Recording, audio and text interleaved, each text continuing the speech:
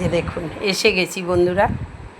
এই যে আজকের লাঞ্চে চিকেন কষা, আচার নিয়েছি, চিংড়ি মাছ লতি, বেগুন ভাজা, কাঁকরোল ভাজা, পাট শাক চিংড়ি মাছ দিয়ে, মাছের ঝাল, কাতলা মাছের ঝাল, পাট শাক, ওটার বাটিটা ধরলো না, থালে সাইডে রেখেছি। এই দেখুন পাট শাক চিংড়ি মাছ, কাতলা মাছের ঝাল, আর মাংস কষা, আচার, কচুরলতি চিংড়ি, বেগুন ভাজা আর কাঁকরোল ভাজা, রাইস।